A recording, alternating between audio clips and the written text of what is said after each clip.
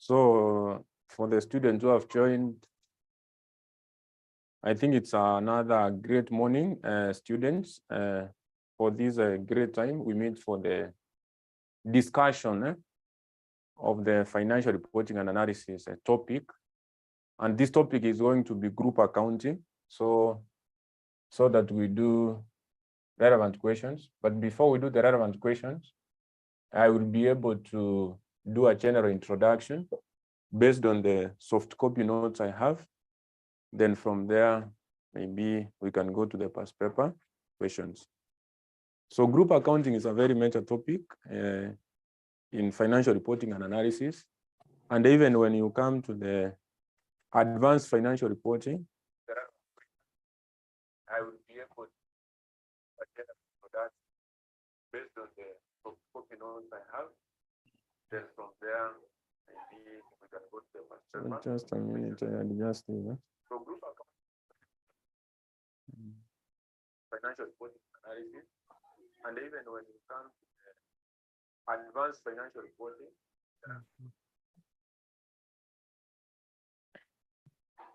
so we continue. Sorry for that.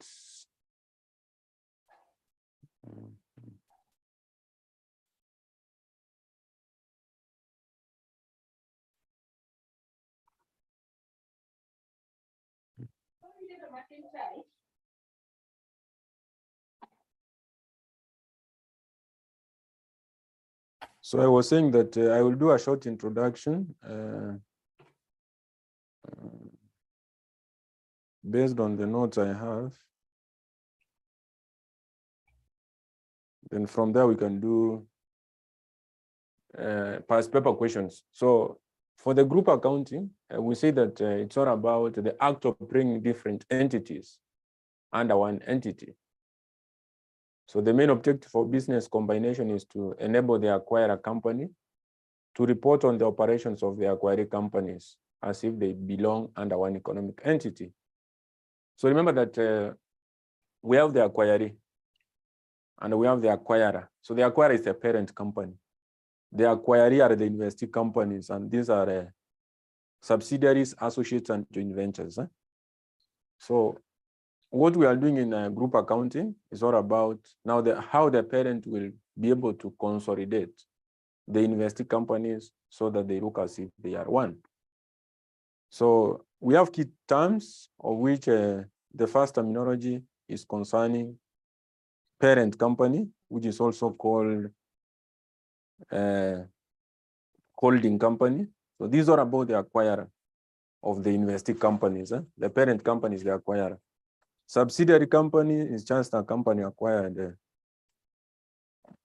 between the percentage of 51 to 100%.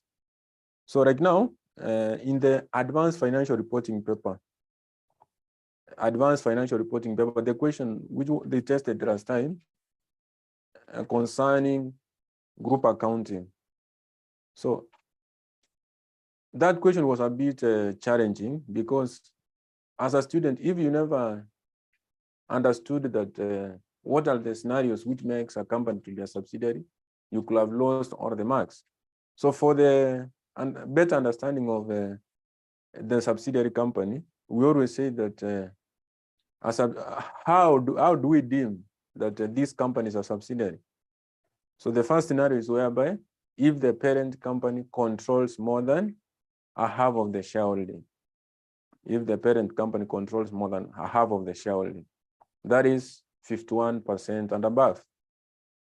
Another circumstance which makes an investee company to be a subsidiary company is all about the representation of the parent company in the board of the subsidiary company. Representation of the parent in the board of the subsidiary company. Then the third one is the participation in financial and operating policies of the subsidiary company. I think I can show you that part of that question, which was trying to challenge students on the identification of the investee companies, if it was a subsidiary or not. I think I can show you that.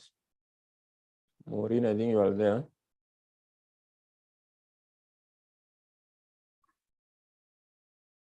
Maureen.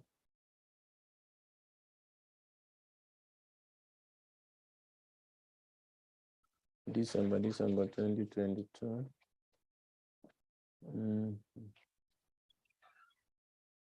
So I want to show you something small here.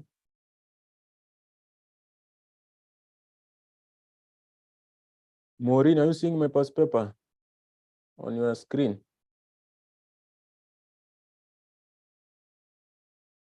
Maureen? Maureen, are we together? Just saying yes or no. Are we together, Maureen?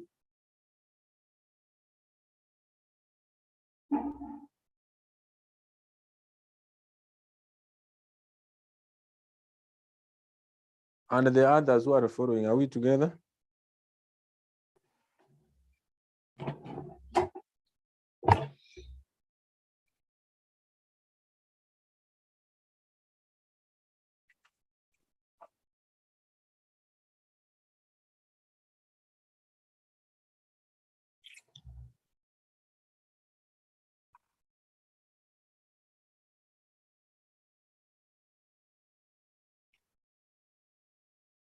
That one is under this is also under advanced.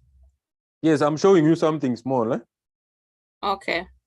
So about the determination of investee companies that it's a subsidiary company, how would we be able to determine other than the percentage whereby we find that it's 51% and above? Other than that, remember there's other scenarios I've said you can say that this is a subsidiary company to the parent company.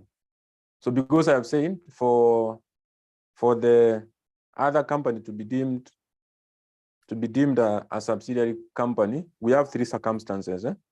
We have that percentage. We have the percentage being more than 1/2. That is 51% and above. We have the aspect of representation of the parent in the board of the subsidiary. And we have the participation in the financial and operating policies of the subsidiary company. So like now, this question of advanced financial reporting, if you go to additional information number 2, M Limited is the main competitor of H. Remember that initially H had acquired a company from additional information number 1. H had acquired S, 80%. Yes. Then note 2, they are talking about M is the main competitor of H. M and H acquired 50% of the 200 million ordinary shares of shillings 10 each in L. So they acquired 50%, 50%. So that is M and H. Both of them, they acquired 50%, 50% in L. So the consideration paid by H, so those are the considerations. I don't want to mention about them. So there's this paragraph where they are starting by saying, upon the acquisition, H Limited had a contractual right to appoint 60% of the board. Who is appointing more board members in L? It's H. That is more than 60% of the board of L, with the remaining 40% being appointed by M. But initially, remember that they had acquired 50%, 50%.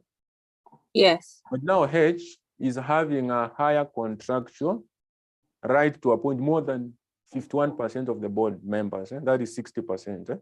So the first thing, the circumstance we said that for a subsidiary to be deemed a subsidiary of the parent, we said that the parent must be represented in the board. And in this scenario here, we are being shown that the parent was appointing 60%, and the other one, M, who is the competitor of H, is appointing 40%. Then they continued saying that M and H each appointed one member to L Limited's senior management team. It's the senior management. It's the senior manager, sorry, it's the senior manager appointed by H who makes the key. Are you using that?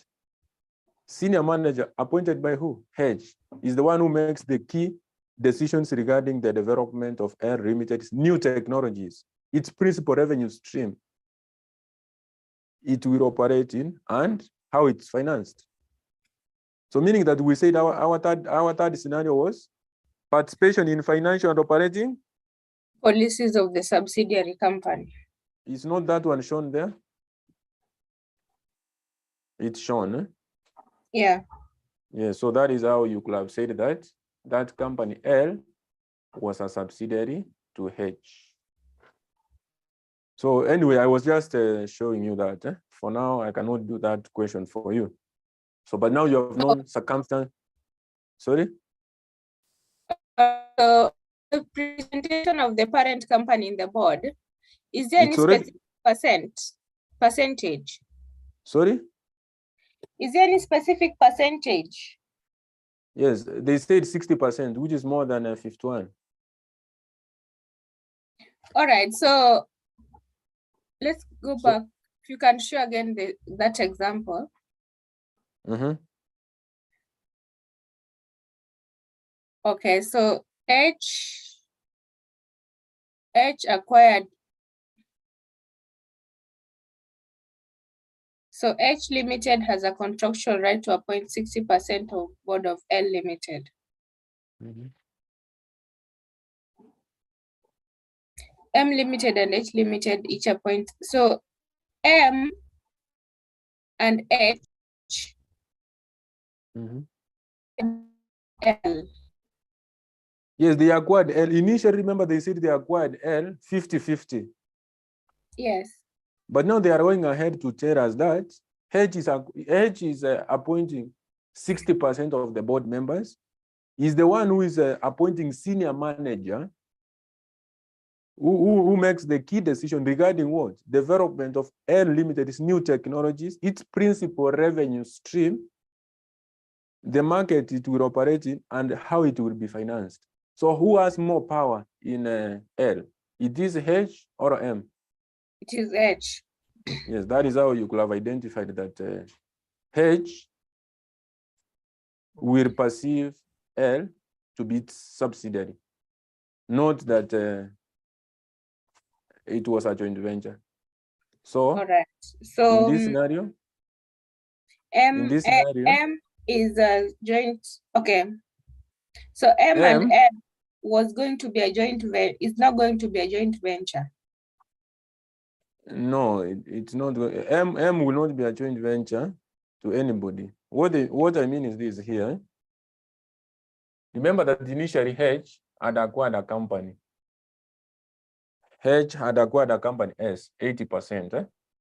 Yeah. Then what they went ahead to mention is that there's a competitor. There's a competitor to this company called M. That is what they said. Yeah. So this competitor M and the H, they are acquiring another company 50-50%. 50-50%. Called what? L. Called L. Remember that on my scenario, I'm trying to decide how H will perceive L, because H is the parent here. Yeah, H is a parent. H is the parent. Eh?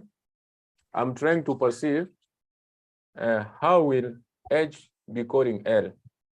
So that is why they went ahead to tell you that H had the power to do what? To appoint 60% of the board. Eh? Yeah. 60% of the board. He's going ahead to appoint who? He's going ahead to appoint senior manager. Senior who? Management. Senior manager. Who will do the work of developing, I think, a new system and making sure that the business is running well. So meaning that this company has more power than M in L. And that is why, since even the board itself is more than 51%, that is 60%, and the other company, M, is appointing 40%. So automatically, according to our circumstances, these circumstances given, will qualify L to be a subsidiary, not a joint venture, to be a subsidiary to this company H at 50%. These circumstances provided will qualify L to be a subsidiary of H at 50%. Am I communicating? Yeah, sure. All right, so that is fine. So that was just an example I was providing for that scenario. Then we continue with our introduction of consolidation. We continue with that introduction of the consolidation.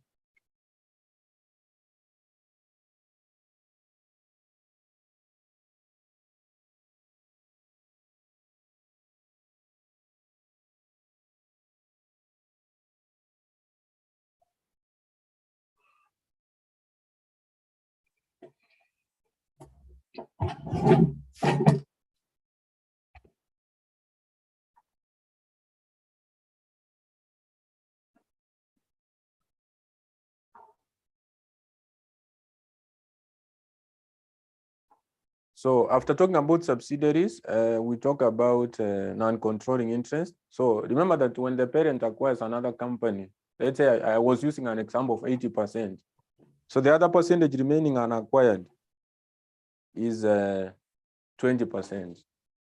So an non-controlling interest is just a percentage which is not acquired in the subsidiary company. So I have said that if the parent acquires another company 80%, the other percentage which is not acquired in that subsidiary is 20. So that 20% is with the minority shareholders. And that is what we call the non-controlling interest. Then for the sub-subsidiary, this is whereby you find that the subsidiary has acquired another entity. So it's where the company acquired by is the company acquired by the subsidiary. Is the company acquired by the subsidiary. So if A acquires B, if the parent acquires B 80%, then B acquires C. Then B acquires C. So A will be perceiving C as its sub-subsidiary. So associate company is the company acquired between the percentage of 20% to 49% by the parent company. Then joint venture is a company acquired exactly at 50%. So legal and the institutional framework of group accounting, the legal and the institutional framework of group accounting. So when we talk about legal is according to the law. So that is according to section 154, subsection 2. First, we talk about subsection 1. Obviously, when a parent company has a subsidiary, it should prepare consolidated statements. But now, the same section, but now subsection 2, exempts the parent from consolidating the subsidiary company on these scenarios. So the parent can be denied, that is, the parent can be denied the opportunity. The parent can be denied the opportunity to do what? To consolidate subsidiaries. On which scenarios? If the acquisition of the subsidiary was meant to last for less than 12 months. If the subsidiary was meant to last for less than 12 months. That is the first scenario. If the equity instruments of the parent are not public trading in the stock market, that is, if the shares of the parent are not trading in the stock market, again, the parent can be denied the opportunity to consolidate for the relevant subsidiary. The third scenario is where the parent doesn't file the annual returns.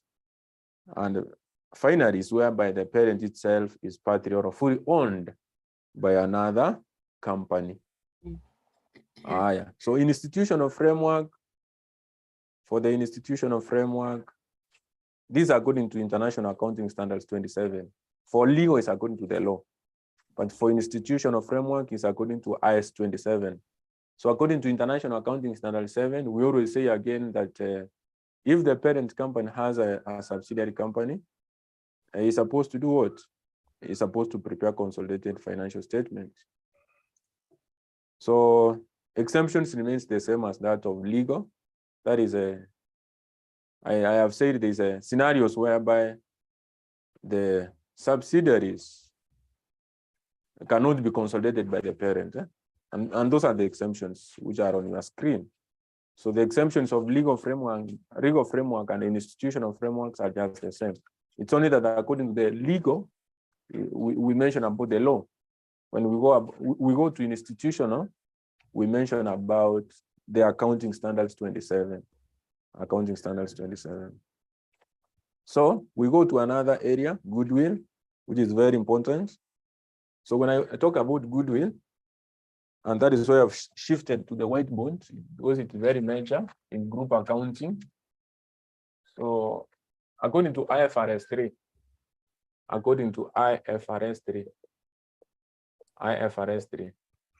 we mention about goodwill. So what about goodwill? What about goodwill? How can you be able to define the word goodwill? Because this is a very common word, even in the practical world. Monica, you can try that.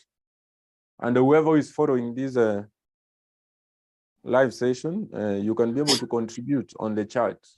So if it's through YouTube, whoever is following through YouTube, guys, you can be able to contribute through the chat. And remember to share. Remember to share this live session and like. So Monica, I was asking that what does this goodwill mean? What does goodwill mean?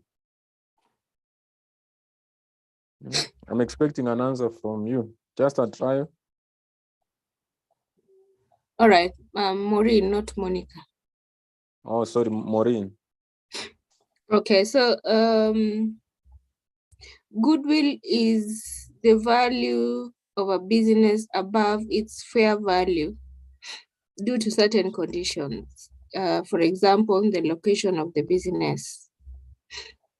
Another example is the name of the business or the reputation the business has had over time. Yeah, so it's the value of the business over and above the assets that the business has. So that is a good trial. That's a good trial, Maureen. So we always define goodwill as an economic benefit expected from the asset. Economic benefit expected from the asset. Economic benefit expected from the asset.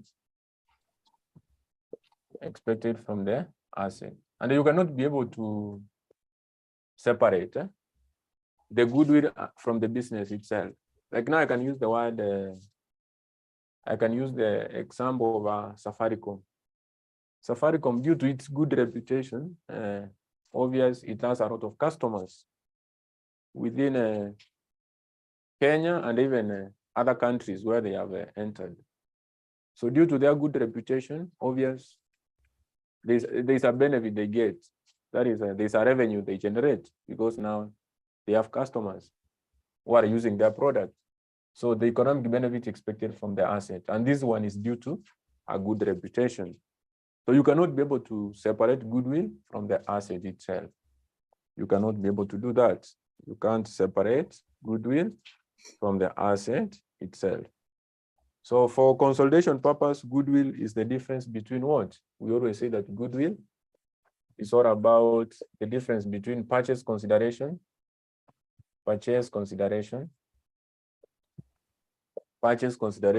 you minus what? The share of net assets acquired. So on some scenarios, this one is called cost of investment.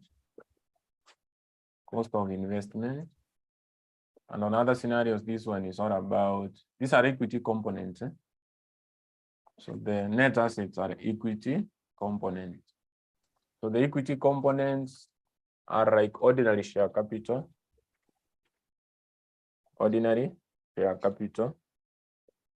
We can talk about share premium. We can talk about the share premium. We can talk about the reserves, the revaluation reserves, the revaluation reserves. We can have the retained earnings. We can have the retained earnings. Yes. So those are the equity components, the equity components we can be talking about. So it's all about the purchase consideration minus the share of net assets acquired, minus the share of net assets acquired. So we have various methods to be followed, when talking about this aspect of goodwill. So we can compute goodwill using two methods. So I think I'm explaining, Maureen. So you have the notes. I think there's no notes you are making. You are just following. Yeah, I'm following. Those already have these notes. And the others who are following online, you can get the notes. I think you can get the notes if you are free to join the online classes, which I do. And these are how we do the online classes. For the guys who are following online, these are how we do the live classes. Other than the day classes, we have the evening classes. You are welcome to join. So, methods of computing goodwill. Methods of computing goodwill. Methods of computing goodwill. So we have the first method being the full method, or we call it the fair value method. Full method, or we call it the fair value method. Fair value method. Number two, we have the partial method. We have the partial method. We have the partial method. So we start with full method. We start from full method.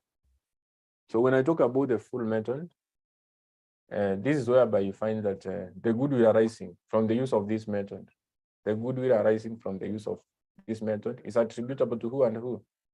It's attributable to parent and NCI, non-controlling interest. The goodwill arising from this method is attributable to parent and NCI. So for this method to be applicable, the NCI must be stated at its fair value, must be measured with its fair value. NCI must be measured. The NCI must be measured with its fair value. So meaning that you must be given the fair value of the non-controlling interest. You must be given the fair value of the non-controlling interest. So if you are not provided with this, you can be given other informations which will be able to aid in the determination of the fair value of NCI.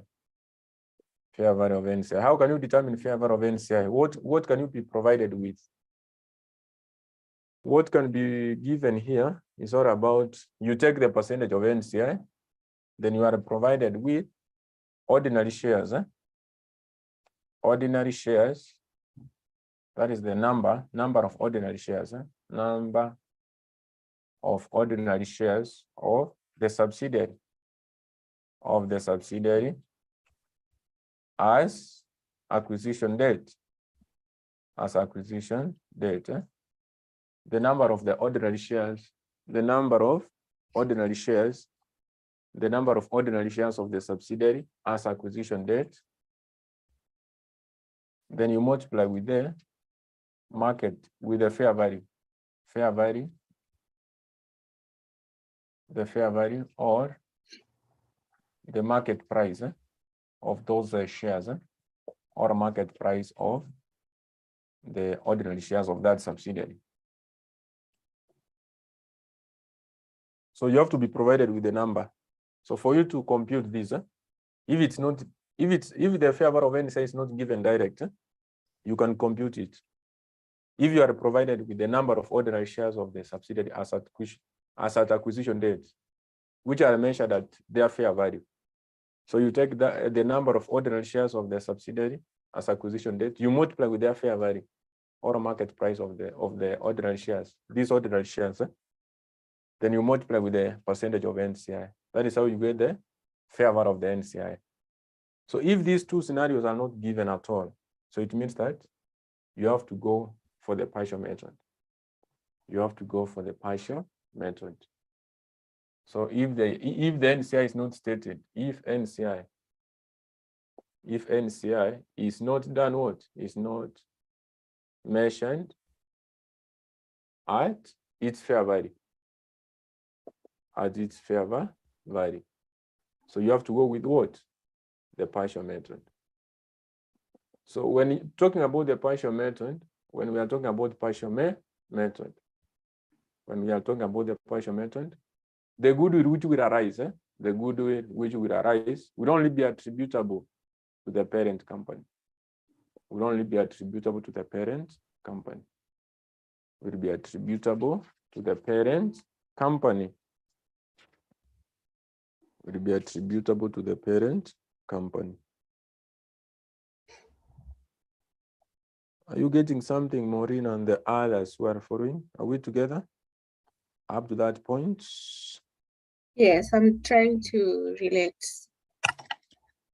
So what you need to know is that for you to use full method or a fair value method in the computation of goodwill of the subsidiary, that is what even I have not mentioned, to be more specific. For you to use full method or a partial method, but you can't use both, to use either. For you to use full, in the computation of goodwill of a subsidiary, what must be given? The NCI must be stated that it's fair value. At its fair value. Or you are given the number of ordinary shares of the subsidiary as acquisition date, which are measured at their fair value. So you take the percentage of NCI, multiply with the number of ordinary shares of the subsidiary as acquisition date, you multiply with the fair value of the fair value or market price of the ordinary shares. You get your fair value of the NCI. Using full method, the goodwill will be attributable to the parent and to the NCI. But for you to use a partial, the NCI is not measured at its fair value.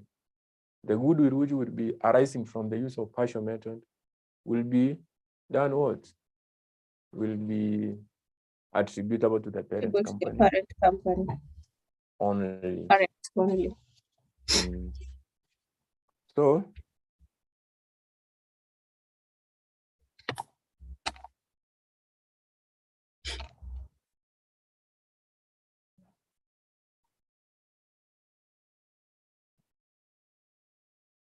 this is the format. For example, now you are using a full method.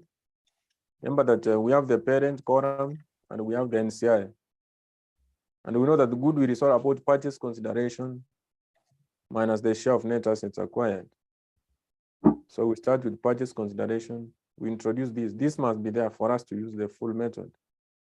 The fair value of NCI, which we will be recording on the other side of the NCI column, then less the share of net assets acquired. So ordinary share capital, share premium, with more emphasis on the retained earnings and revaluation reserve. The figures you have to use is the figures as at acquisition date. So the retained earnings and the revaluation reserve must be as at acquisition date. So that you sum the two, then you get your total goodwill, you raise impairment, you get your net goodwill. So for partial method now, you can see it's only for the column of the parent, whereby you just take the purchase consideration minus the net assets acquired, minus the share of net assets acquired. So right now there's this example, an illustration there. They are saying that the Auma Limited acquired 80% of the ordinary shares of SACWA on 31st October 2010, on 31st October 2010, for 117 million. So as at that date, the net assets of SACWA Limited were shillings 127.5 million. The fair value of the non-controlling interest on the acquisition date was shillings 28.5.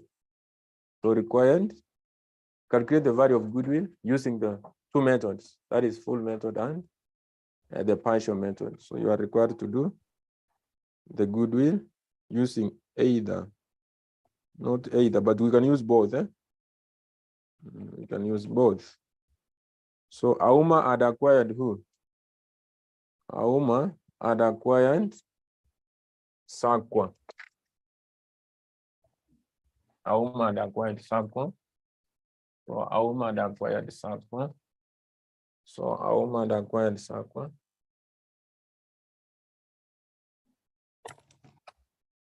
Auma had acquired Sakwa.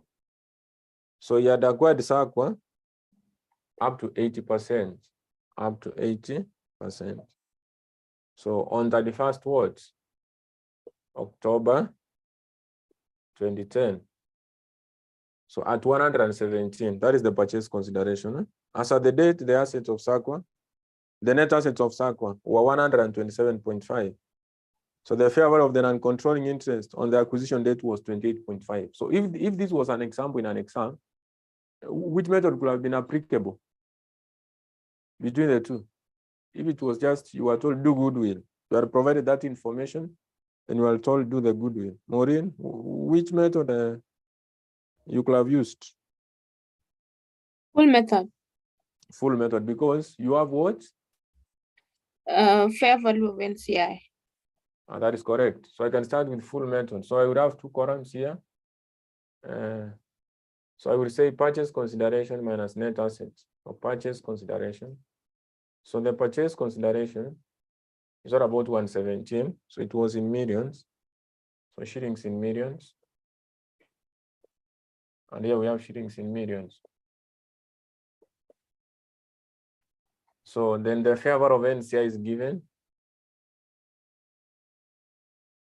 So the fair value of NCI, which is provided here, was 28.5. Then you raise what? Share of net assets acquired. The share of net assets acquired. So remember that the net assets, you are given a block figure, 127.5. So remember that the parent was acquiring Sakwa 80%, meaning the NCI is 20%. The NCI is 20%. So I will take 80% times 127.5 and the 20% of 127.5. So the first 80% of 127.5 is what?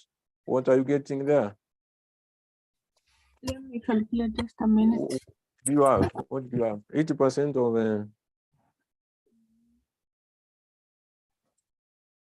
80% of 127.5. 102. And the 20%, 25.5. So you raise this and this. So this is 15. This is 3. Yes. So this is good. That is a goodwill.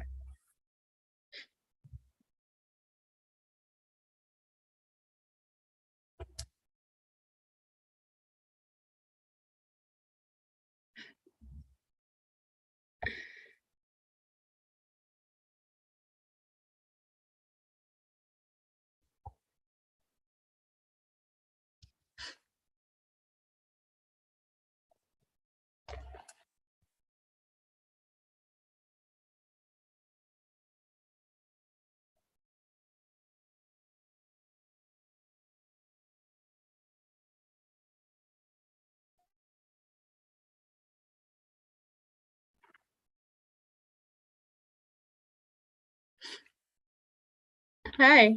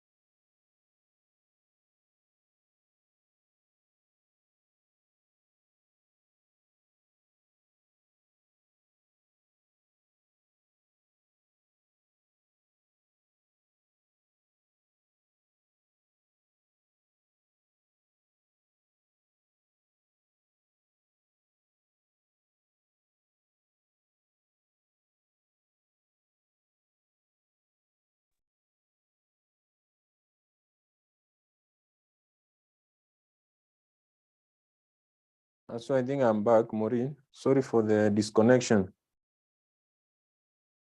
Sorry for the disconnection. I think now muko sawa.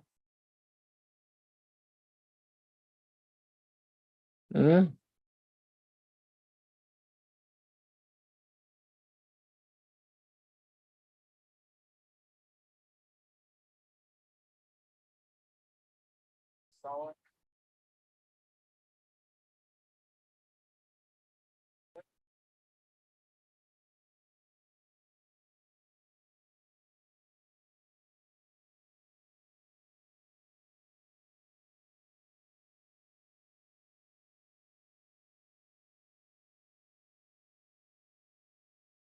So Maureen and the others who are following, we were a bit disconnected, but now we are back. So there's something I want to share here, then we continue. I want to allow more members to join.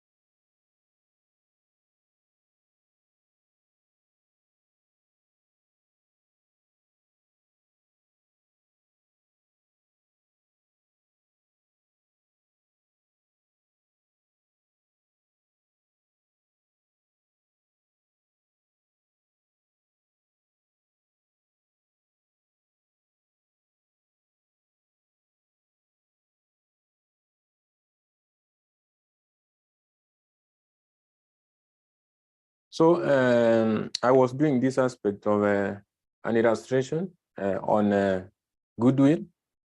So already we have done using the full method, of which we said the goodwill is attributable to parents and then NCI. So the purchase consideration minus share of net assets acquired. And for us to use the full method, this must be given the fair value of NCI.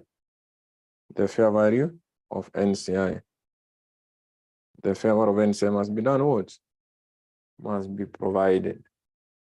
So remember that we said purchase consideration was there, the fair value of NCI. Then we are given a block, net assets, so which we need to share. 80% of that goes to the parents, 20% to the NCI. And we just deduct and get our goodwill, which we sum. And I said if there is impairment, we deduct. So that we get net what? Net goodwill. We get the net goodwill. All right. So what if it was partial? What if it was partial method? What if now I'm using the partial method? So for the partial method, this is what could have been done. So shillings in million. The goodwill could have been attributable to the parent only. So I could have just said purchase consideration, which was given 117. Then I just raise what? The share of net assets. The share of net assets acquired. Share of net assets acquired. So for you to use this method, it means that you are not given the fair value of NCI. So I'm assuming that now I was not provided with the fair value of the NCI. So I could have said purchase consideration minus share of net assets acquired. So this one I could have just taken 80% of the net assets, which is 127.5. And this one could have been 102. So here I have the 15, which is my goodwill. I could have arrived at a goodwill of 15. If there was impairment, you could have been told that the impairment is this percentage. I could have applied that percentage on the goodwill, then we deduct so that we get what?